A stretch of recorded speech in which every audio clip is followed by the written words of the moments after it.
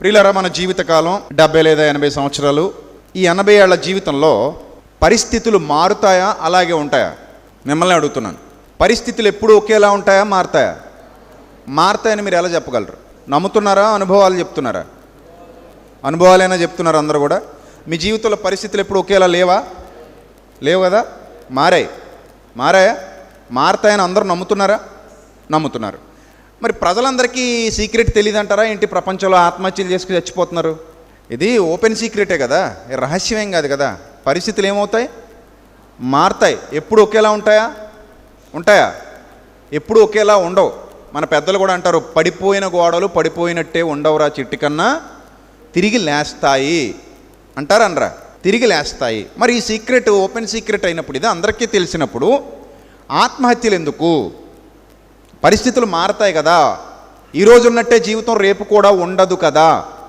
ఆ సంగతి మీకు తెలిస్తే నిరాశలెందుకు, నిస్పృహలెందుకు, బాధలెందుకు, దుఃఖం ఎందుకు, కన్నీరెందుకు, విచారం ఎందుకు, ఏడుపెందుకు, దిగులెందుకు, భయం ఎందుకు, భ్రాంతి ఎందుకు? ఇవన్నీ ఎందుకు? మారతాయని ఎంతమంది నమ్ముతున్నారు చెప్పండి? నిజాన్ని నమ్ముతున్న వాళ్ళు ఎంతమంది ఉన్నారు ఇక్కడ? నమ్ముతున్నారా? జీవితంలో పరిస్థితులు మారతాయి, ఏదో ఒక రోజు మారతాయి, అన్నీ ఉన్నట్టే ఉండవు అని అందరూ నమ్ముతున్నారా? Very good. మన చిన్నతనం నుంచి మనం చూసినవి మారుతూ వచ్చాయి. మన బ్రతుకులో కూడా చాలా పరిస్థితులు మారుతూ వచ్చాయి. మన కళ్ళ ముందు చాలామంది మారుతూ వచ్చారు, చాలా పరిస్థితులు మారుతూ వచ్చాయి. మన జీవితం కూడా చాలా వరకు మార్పులకు గురవుతూనే వచ్చింది. బళ్ళు వాడలు అవుతాయట, వాడలు ఏమవుతాయట, బండ్లు అవుతాయట. గొప్పవారు బేదవారు అవుతారట, బేదవారు గొప్పవారు అయ్యే ఛాన్సెస్ ఉన్నాయట. ఆరోగ్యవంతుడు అనారోగ్యవంతుడు కావచ్చు, అనారోగ్యవంతుడు మరలా ఆరోగ్యవంతుడు కావచ్చు. నష్టపోయిన వాడు లాభపడవచ్చు, లాభపడ్డవాడు నష్టపడవచ్చు. పడిపోయిన వాడు నిలబడవచ్చు, నిలబడిన వాడు పడిపోవచ్చు. కొట్టేవాడు కొట్టించుకోవచ్చు, కొట్టించుకున్నవాడు కొట్టొచ్చు. తిట్టినవాడు తిట్టించుకోవచ్చు, తిట్టించినవాడు తిరిగి తిట్టొచ్చు. పామే కర్రవచ్చు, కర్రే పామై కాటేయొచ్చు. ఏమో గుర్రం ఎగరావచ్చు, ఏదైనా జరగవచ్చు. So it's a mysterious life. మనకి ఫ్యూచర్ గురించి ఏం తెలీదు. What is the future? We don't have any information. We don't know about anything for the future. This is the truth. ఇది నీకు బాగా అర్థమైతే మరి ఎందుకు మనకి బెంగ, మనకెందుకు విచారం, మనకెందుకు దిగులు? రాబోయే మార్పు కోసం ఓపికతో ఎదురు చూడాలి కదా. చూడాలా వద్దా? చూడాలి. ప్రియులారా, మీరు ఒక్కటే గుర్తుపెట్టేసుకోండి, బండ గుర్తు. ఈరోజు ఉన్నట్టు రేపు ఉండదు, రేపు ఉన్నట్టు ఎల్లుండి ఉండదు. మన శరీరం కూడా రకరకాల మార్పులకు గురి అవుతూ ఉంటుంది. ఈరోజు బట్టగుండుతో ఉన్న వాళ్ళందరూ ఒకప్పుడు ఉంగరాల జుట్టు కలిగిన వాళ్ళు అయి ఉండొచ్చు. ఈరోజు ఉంగరాల జుట్టు ఉన్నవాడు రేపు బట్టగుండు అవ్వచ్చు. ఈరోజు ఉద్యోగం లేదని ఏడుస్తున్నామేమో, రేపు ఉద్యోగం రావచ్చు. ఈరోజు ఉద్యోగం ఉందని వెర్రవీగుతున్నామేమో, అది ఊడిపోవచ్చు. రెండూ జరగవచ్చు. No clarity. రెండూ జరగవచ్చు, ఏదైనా జరగవచ్చు అంటున్నాను. అందుకే సో ఏదైనా జరుగుద్ది అని అర్థమైనప్పుడు ఈరోజు జరిగిన దానికి మనం ఎందుకు కూర్చొని ఏడవాలి? It will change. It will change. Is it possible or not? Yes, it is possible. Because we have a mysterious life. ఇది మనకు బాగా అర్థం కావాలనే దేవుడు బైబిల్ గ్రంథంలో ఈ విషయాన్ని చాలా స్పష్టంగా వ్రాయించాడు. ఏది శాశ్వతం కాదు నాయనా. నీ కళ్ళ ముందున్న ఏ పరిస్థితి శాశ్వతం కాదని తెలుసుకో. బాల్యం పోతే యవ్వనం వచ్చింది, యవ్వనం పోతే వృద్ధాప్యం వచ్చింది, వృద్ధాప్యంలో నువ్వు పోతే నిత్య జీవితం వస్తుంది. వృద్ధాప్యం పోతే ఉండదు, ఇంకా వృద్ధాప్యం తర్వాత నువ్వే పోతే, ఇంకా తర్వాత పోవడానికి ఏమీ లేదు నువ్వు తప్ప. సో నువ్వే పోతే అయితే నిత్య జీవితం వస్తుంది, లేదంటే నిత్య వేదనకి వెళ్ళిపోతావు. లైఫ్ అనేది రకరకాల మార్పులకు గురవుతూ ఉంటుంది. కష్టాలు, కన్నీళ్ళు, ఒడిదుడుకులు, ఇబ్బందులు, సుఖాలు, దుఃఖాలు, సంతోషాలు, ఆనందాలు, వేదనలు, శోధనలు, బాధలు, కన్నీళ్ళు, ఇలా రకరకాల మార్పులకు గురవుతూ, ఎండాకాలం పోయాక వానాకాలం వచ్చినట్టు, వానాకాలం పోయాక శీతాకాలం వచ్చినట్టు, మరలా శీతాకాలం పోయిన తర్వాత మరలా ఎండాకాలం పలకరించినట్టు రకరకాల చేంజెస్ లైఫ్లో కూడా కనబడుతూ ఉంటాయి. ఏది పర్మనెంట్ కాదు. All are temporary. Wait and see. Don't worry about anything. ఇది నీకు బాగా అర్థం కావాలని దేవుడు చెప్పినటువంటి ఒక మాట, ప్రసంగి గ్రంథం 1వ అధ్యాయం 8వ వచనం. ఎడతెరిపి లేకుండా సమస్తము జరుగుచున్నది, మనుష్యులు దాన్ని వివరింపజాలరు. చూచుట చేత కంటికి తృప్తి లేదు, వినుట చేత చెవికి తృప్తి లేదు. అసలు మునుపు ఉన్నదే ఇక మీద ఉండబోతుంది, మునుపు జరిగిందే ఇక జరగబోతుంది. సూర్యుని క్రింద నూతనమైనది లేదు. నూతనమైనదని ఒక దాని గురించి ఒకడు వచ్చి చెప్తాడు, అది కూడా మనకు ముందున్న తరములలో ఉండినదే. పూర్వులు జ్ఞాపకానికి రారు, పుట్టబోవారి జ్ఞాపకం ఆ తర్వాత ఉండబోయే వారికి కలగదు. ఇది లైఫ్ అంటే సింపుల్గా చాలా రుచిగా ఉంటుంది పుస్తకం, ఆత్మీయంగా. సో ఈ పుస్తకంలో దేవుడు చెప్తున్నటువంటి విషయాలు చాలా స్పష్టంగా ఉంటాయి. నీ జీవితాన్ని కళ్ళ ముందు అలా నిలబెట్టేస్తాయి. నీ జీవితం ఇదిరా బిడ్డ అని మనకు నేర్పిస్తాయి. సో ఈ పుస్తకంలో 10వ వచనం 2వ అధ్యాయం, 10వ వచనం 2వ అధ్యాయం, 2వ అధ్యాయం ప్రసంగి గ్రంథం 10వ వచనం. నా కన్నులు ఆశించిన వాటిలో దేనిని అవి చూడకుండా నేను అభ్యంతరం చేయలేదు. చూసుకున్నంత చూసుకో అన్నాడట ఆ కళ్ళని. నువ్వు ఏం చూస్తావో అవి చూసేసుకో, నీ ఓపిక, నీ ఇష్టం, నీ కోరిక తీరేంత వరకు, నువ్వు తృప్తి పొందేంత వరకు చూసుకో అని కన్నుల్ని కట్లిప్పి మరీ వదిలేశాడట. ఎవరు? మహానుభావుడు. కన్నుల కట్లిప్పేశాడు. కన్నులు కట్లిప్పేశాడంటే చిరుతపుల కంటే ప్రమాదం. అది చాలా వేగవంతంగా ఉంటాయి. సో అతని కన్నులను అలా తృప్తి పొందమని వదిలేశాడు. తిరుగుతున్నాయి కళ్ళు. మరియు నా హృదయము నా పనులన్నిటిని బట్టి సంతోషింపగా, సంతోషకరమైనదేదియు అనుభవించకుండా నేను నా హృదయాన్ని నిర్బంధించలేదు. హృదయానికి కూడా కట్లిప్పేశాడట. కట్టలేదట. హృదయాన్ని ఏం చేయలేదు? కట్టలేదు. మీ హృదయమును కట్టుకొనుడి అంటాడు ఆయనేమో. ఈయన కట్టలేదట, వదిలిపడేసాడట. నీ ఇష్టం తిరిగిరా అన్నాడట. తిరుగుతోంది హృదయం. ఎక్కడెక్కడ తిరుగుతుంది. దానికి నచ్చిందల్లా చేసుకొస్తుంది, దానికి నచ్చినట్టల్లా బతుకుతుంది, దానికి నచ్చినట్టల్లా జీవిస్తుంది. అలా హృదయాన్ని నిర్బంధించలేదు, కంటిని నిర్బంధించలేదు. ఇదే నా పనులన్నిటి వలన నాకు దొరికిన భాగ్యము అన్నాడు. అలా అన్న తర్వాత, అప్పుడు నేను చేసిన పనులన్నీ, వాటి కొరకై నేను పడిన ప్రయాసమంతయు నేను నిదానించి చూడగా, వివేచింపగా అవన్నీ వ్యర్థమైనవిగాను, ఒకడు గాలికి ప్రయాసపడినట్టుగాను అగుపడెను. సూర్యుని క్రింద లాభకరమైనది ఏదీ లేనట్టు నాకు కనబడెను. ఒక ఎత్తైన స్థితిలోకి వెళ్ళిపోయి మళ్ళీ కిందకు వచ్చేసినటువంటి వ్యక్తి చెప్తున్నాడు, అంత ఎక్కువ ఊహించుకోకండి, అక్కడేమీ లేదు, నేను అంతా చూసి వచ్చేసాను అన్నాడు. అప్పుడప్పుడు మనం ఎక్కడికైనా టూరిస్ట్ ప్లేసులకు వెళ్తున్నాం అనుకోండి, హడావుడిగా ఎక్కిపోతుంటాం ఎక్కడికో. ఏ జలపాతం చూడాలనో, ఏ కొండ మీద చూడాలనో, ఏ పార్కు చూడాలనో, ఇంకోటి చూడాలనో పరుగున ఎక్కిపోతుంటే ఆల్రెడీ ఎక్కిపోయినోడు వచ్చి వస్తూ అంటాడు, అంత పరిగెత్తే ఇక్కడ అమ్మాయి ఏమీ లేదు అక్కడ అంటాడు. కానీ వాడు చూసేశాడు, వాడికి అనుభవం అయిపోయింది కాబట్టి వాడు అలా చెప్పాడు. వాడు చూసేశాడు కాబట్టి ఎన్నైనా చెప్తాడు, మనం వెళ్దాం అనుకుంటాం. మనం వెళ్ళి చూసి అందులో ఏదో ఉంది, ఆ తృప్తి మనం పొందేసుకోవాలి. వాడు చెప్పేది ఏంటి, మనం పర్సనల్గా ఆ తృప్తిని పొందేసుకోవాలి. ఇది మనిషి యొక్క సైకాలజీ. కష్టాల విషయంలోనే అలాగే ఫీల్ అవుతాడు. నా కష్టాలు నీకుంటే తెలుసులే, నా బాధ ఏంటో అంటారు. సుఖాల విషయంలోనే అలాగే ఫీల్ అవుతాడు. అతనుకున్న సుఖాలు నాకుంటే నాకు కూడా తెలుస్తాయి కదా, అతనుకున్న సుఖం ఏంటో అనుకుంటాడు. అంటే ఆ రుచి చూసేయాలనుకుంటాడు. ఇక్కడ ప్రసంగి గారు ఎన్ని రుచులు ఉన్నాయో భూమి మీద అన్ని రుచులు చూసేశాడట. ఎంత సంతోషాన్ని అనుభవించాలనుకుంటాడో అంత సంతోషాన్ని అనుభవించేశాడట. ఎంత ఆనందాన్ని అనుభవించాలనుకుంటాడో అంత ఆనందాన్ని కూడా అనుభవించేశాడట. ఇవన్నీ అనుభవించేసిన తర్వాత ఫైనల్గా ఒక మాట చెప్తున్నాడు, సూర్యుని క్రింద లాభకరమైనది ఏదీ లేదు, మనుష్యులు పడు పాట్లన్నీయు వ్యర్థములు, గాలికి ప్రయాసపడుటకై పరుగులెత్తుతున్నారు. గాలికి ప్రయాసపడడమే. అన్నపానములు పుచ్చుకొనుట తప్ప, దేవుడు తనకు దయచేసిన ఆయుష్కాలంలో సుఖముగా బ్రతుకుతూ సంతృప్తిగా బ్రతుకుతూ అన్నపానాలు పుచ్చుకోవడం తప్ప మనుష్యునికి లాభకరమైనది ఏది మరొకటి లేదు. నువ్వు అనవసరమైన ప్రయాస మీద పెట్టుకున్నావంటే, అనవసరమైన ఒత్తిడి మీద పెట్టుకున్నావంటే, ఏదో కావాలని దేనివైపో చూస్తూ పరుగులు తీస్తూ పిచ్చ ఆలోచనలతో బ్రతుకుతున్నావంటే ఏదో ఒక రోజు ఖచ్చితంగా నువ్వు డిసప్పాయింట్ అవుతావు. ఎందుకంటే పరిస్థితులు ఎప్పుడూ ఒకలా ఉండవు, పరిస్థితులు మారిపోతాయి, ఇది పక్కా. అందుకే గుర్తుపెట్టుకోండి, ఈ రోజున్న ఈ చప్పట్లు నిరంతరం వినబడవు నాయన. ఈరోజు వేస్తున్నటువంటి ఈ దండలు నిరంతరం మొయ్యలేవు నాయన. ఈరోజు జేబులో ఉన్నటువంటి డబ్బులు రోజు నీ దగ్గర ఉండవు నాయన. ఈరోజున్న ఆస్తులు రోజు కనబడవు నాయన.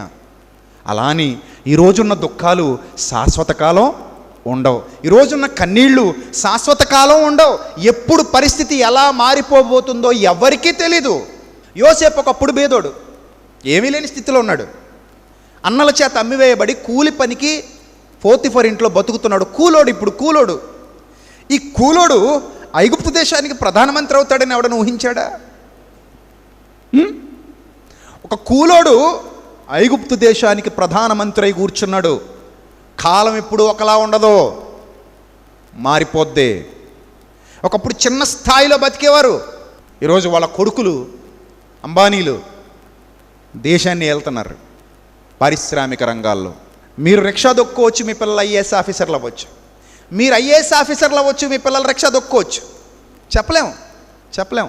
పరిస్థితులు ఎప్పుడు ఒకలా ఉండవన్న చేదు నిజాన్ని జీర్ణించుకోవాలి ఫస్ట్. నేను ఇంతే, నా బతుకింతే, ఇలాంటి పెచ్చ మాటలు ఎప్పుడు చెప్పకు.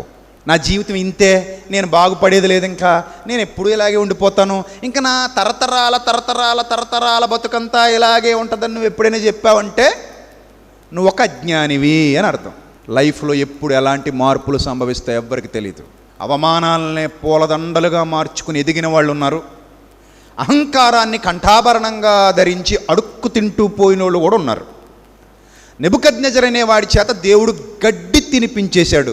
ఎందుకంటే అహంకారాన్ని కంఠభూషణంగా ధరించాడు, అందుకే అడుక్కు తినే పరిస్థితి తీసుకొచ్చాడు. అది కూడా అన్నం కాదు, గడ్డి.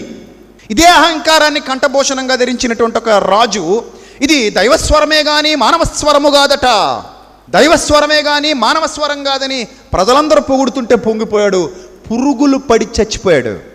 అయ్యలారా, మేము కూడా మీ వంటి నరులమే, ఈ దండలు మా మీదేసి ఈ బలులు మాకు అర్పించి మమ్మల్ని అనవసరంగా మీరు దేవుళ్ళను చేయొద్దు, మేమెంత, మా బతుకులెంత, మేము కేవలం క్రీస్తు యేసును ప్రకటిస్తున్న సామాన్య సేవకులం, దయచేసి మమ్మల్ని మీరు మాకు బలుడిచ్చి మమ్మల్ని దేవతలుగా ఎంచకండి అని వాళ్ళని బతిమలాడుకున్నటువంటి అపోస్తలుడైన పౌలు, అతని సహచరులు ఈరోజు దేవుని సన్నిధిలో సంతోషాన్ని, ఆనందాన్ని అనుభవిస్తున్నారు. ధనవంతుడేమో వేదనకరమైన స్థలానికి వెళ్ళాడు, సుఖాల మీద సుఖాలు అనుభవించి. లాజరేమో సంతోషకరమైన స్థితిలోనికి వెళ్ళిపోయాడు, బాధల మీద బాధలు అనుభవించి. కాలచక్రం ఎవరిని ఎప్పుడు ఎక్కడ కూర్చోబెడుతుందో ఎవ్వడికి తెలియదు. ఇన్ని ఆధారాలు మీ కళ్ళ ముందు చూపించిన తర్వాత ఈ ప్రసంగం మీ బ్రతుకులో మార్పు తీసుకురాకపోతే మీరు మానులే తప్ప మనుషులు కాదు. సో ప్రసంగి చెప్పిన మాటలు ఇప్పుడు ఒకసారి గుర్తు చేసుకోండి. సూర్యుని క్రింద నూతనమైనది ఏదియు లేదు, మనుష్యులు పడుచుండు పాటు అంతటి వలన వారికి కలిగిన లాభమేమి? నిద్రలేని రాత్రులు గడుపుతూ టెన్షన్ టెన్షన్ టెన్షన్ టెన్షన్. ఎందుకురా నాయన అంత టెన్షన్ పడిపోతున్నావు? ఏదో చెయ్యాలి. ఏం చేయాలి? అక్కడికి ఎక్కాలి. ఎక్కడికి ఎక్కాలి? ఎక్కడికి ఎక్కాలరా నాయన? అక్కడికి. సరే, అక్కడికి ఎక్కిన తర్వాత ఏం చేస్తారో నాయన? మళ్ళీ ఇక్కడికి వచ్చేస్తాను. వస్తావా రావా? ఒక ఆయన చెప్తాడు, ఆకాశంలో ఎగిరినా, ఎంతసేపు ఆకాశంలో ఎగిరినా చివరికి నేల మీదే దిగాలరా నాయన అన్నాడట. బాగుంది కదా? ఎంతసేపు ఆకాశంలో ఎగిరినా చివరకు నేల మీదే దిగాలరా నాయన. కాబట్టి దేనికోసమో పరుగులు పెట్టడం కంటే కూడా, అనవసరమైన ఆందోళనతో కృంగిపోవడం కంటే కూడా ఉన్నదానిని అనుభవించుట మేలు, ఉన్నదానితో సంతృప్తి పడుట మేలు. కళ్ళ ముందున్నదాన్ని ఆనందించకుండా, కళ్ళ ముందున్నదాన్ని ఆస్వాదించకుండా ఏదో లేదని ఏడుపు ఎందుకయ్యా? ఏడుపుతో సాధించేదేముందయ్యా? నీ కళ్ళ ముందు గొప్పోళ్ళ లిస్ట్ చెప్పేశాను కదా, ఆ లిస్ట్ అంతా విన్నావు కదా. ఆ లిస్ట్లో చాలామంది ఈరోజు భూమి మీద లేరు కదా. ఉన్నారా? లేరు. ఎప్పుడు జీవితం ఏమైపోద్దో ఎవరికి తెలీదు. నటుడు అవ్వాలన్న కోరికతో సినిమా ఆఫీసుల చుట్టూ, స్టూడియోల చుట్టూ ఫోటోలు పట్టుకొని యాక్టింగ్లు చేసుకుంటూ తిరుగుతున్నటువంటి ఎందరో నటులు ఉన్నారు. ఇంకా వాళ్ళు నటులు కానీ వాళ్ళందరి కోరిక హీరోని అయిపోవాలి, హీరోయిన్ అయిపోవాలి, సినీ రంగాన్ని ఏలేయాలి, జేజేలు కొట్టించుకోవాలి, చప్పట్లు కొట్టించుకోవాలి, దండలు పడాలి, అలా ఇలా అలా అనుకుంటున్న ఎందరో ఉండగా మరి పునీత్ రాజ్ కుమార్ గారి పరిస్థితి వాళ్ళకి ఎందుకు కనబడట్లేదు? He's a great hero, he was a great hero, he was a great human being, he was a great dancer, he was a great actor, he was Born with silver spoon. మరి అంత గొప్ప వ్యక్తి, అంత గొప్ప నటుడు, అంత గొప్ప మంచి మనిషి చివరికి కుప్పకూలిపోయి తన స్టార్డమ్ అంతా విడిచిపెట్టి మట్టిలోకి వెళ్ళిపోలేదా? ఈరోజు ఆయన జీవితం ఎక్కడుంది? భూమి మీద, మనుష్యుల హృదయాలలో తప్ప. సో కాబట్టి ఏది మనకి శాశ్వతం కాదు. పేరు శాశ్వతం కాదు, పొగడ్తలు శాశ్వతం కాదు, దండలు శాశ్వతం కాదు, యూట్యూబ్ శాశ్వతం కాదు, లైకులు శాశ్వతం కాదు, కామెంట్లు శాశ్వతం కాదు, ఫేస్బుక్ శాశ్వతం కాదు, వాట్సాప్ శాశ్వతం కాదు, సంఘం శాశ్వతం కాదు, బోధకుడని పిలిపించుకోవటం శాశ్వతం కాదు, పాట పాడితే కొట్టే చప్పట్లు శాశ్వతం కాదు, భలే పాడావక్క అన్న మాటలు శాశ్వతం కాదు, నీలా ఎవరూ పాడలేరక్క, నువ్వు లతా మంగేష్కర్కి చెల్లెలవక్క, అవి శాశ్వతం కాదు. Life is mysterious. దేనికోసం పిచ్చి పరుగులు తీయొద్దు, అదే చెప్తోంది ప్రసంగి గ్రంథం. సౌలు రాజు తన సింహాసనాన్ని నిలబెట్టుకోవడానికి దావీదును చంపాలని పిచ్చి ప్రయత్నాలు చేశాడు, చివరికి హతుడైపోయాడు. ఆ ఖడ్గాన్ని చివరికి తప్పించుకోలేకపోయాడు. ప్రాణం విడవాల్సినటువంటి పరిస్థితి ఏర్పడింది. అతని చివరి స్థితి చాలా బాధాకరం కాదా? దావీదును చంపాలని ఈట విసిరాడు, ఎందుకంటే తన సింహాసనాన్ని సుస్థిరంగా కాపాడుకోవాలనుకున్నాడు. కానీ ఆ సింహాసనం అలాగే ఉంది, అతను మాత్రం ఇక్కడ లేకుండా పోయాడు. ఇలా ఎన్ని చరిత్రలు చెప్పమంటారు? ఎన్ని చరిత్రలు చెప్పమంటారు? కాబట్టి ఏది శాశ్వతం కాదు. అది బాధ అయినా, సంతోషమైనా, దుఃఖమైనా, ఆనందమైనా, కాలం ఎప్పుడు ఎవరిని ఎలా మార్చేస్తుందో ఎవరికి తెలీదు. ఈ కాలచక్రంలో ప్రస్తుతానికి కొట్టుకుపోతున్నాం. దైవ కృప మెండుగా ఉందో లేదో చూసుకో. దైవ కృప నీ మీద ఉందో లేదో చూసుకో. బ్రతుకు శాశ్వతం కాదు, ఆయుష్కాలం శాశ్వతం కాదు, ఆస్తులు శాశ్వతం కాదు, పిల్లలు శాశ్వతం కాదు, అంతస్తులు శాశ్వతం కాదు, పదవులు, చదువులు, డబ్బు ఏది not permanent, all are temporary. కాబట్టి దైవ భయం కలిగి దైవ భక్తితో మునుముందుకు సాగడమే అది శాశ్వతం. అందుకే ప్రసంగి పూర్తయ్యాక చెప్పినటువంటి మాట నేను కూడా చెప్పి ముగిస్తాను. ఇప్పటికే చాలా ఎక్కువ చెప్పేశాను మీకు. ప్రసంగి గ్రంథం 12వ అధ్యాయం 13వ వచనం. ఇదంతా మా అన్నయ్య చెప్తుండగా వినేసిన తర్వాత మా చిన్నన్నయ్య, పెద్దన్నయ్య ప్రసంగి ఆయన ఎప్పుడో చెప్పేశాడు. పెద్దన్నయ్య ప్రసంగి ఎప్పుడో చెప్పేశాడు. ఇప్పుడు మా చిన్నన్నయ్య చెప్తున్నాడు, ప్రసాద్ రెడ్డి అన్నయ్య. ప్రసంగి చెప్పిన మాటలు విన్నాం, ప్రసంగి చెప్పిన మాటలు కాపీ కొట్టి మా ప్రసాద్ రెడ్డి అన్నయ్య చెప్తున్నాడు, అది కూడా విన్నాం. ఇదంతా విన్న తర్వాత తేలిన ఫలితార్థం ఇదే. ఏంటట ఆ ఫలితార్థం? దేవుని యందు భయభక్తులు కలిగి ఉండి ఆయన కట్టడలను అనుసరించి నడుచుచుండవలెను. మానవ కోటికి ఇదే విధి. Be happy. ఈ క్షణం నీకేముందో దాన్ని బట్టి సంతోషించు. ఒకవేళ ఈ క్షణం నిన్ను ఏదైనా బాధిస్తున్నా అది శాశ్వతమని భ్రమించకు. అది మళ్ళీ ఏమైపోద్ది? ఎగిరిపోబోతుంది. నీ పరిస్థితి మారిపోబోతుంది. నమ్ము. ఈ సూత్రాన్ని నీ జీవితంలో అప్లై చేసుకో. ఈ రోజే, today is my day, tomorrow is not my day, today is mine. Yes, only today is mine, not tomorrow. This is the secret of human life. ఈ సీక్రెట్ నీకు అర్థమైతే be happy, be positive, be faithful in God. అలా ఉన్నప్పుడు నీ జీవితంలో ఏమైనా జరగని స్థితప్రజ్ఞతకు అలవాటు పడతావు.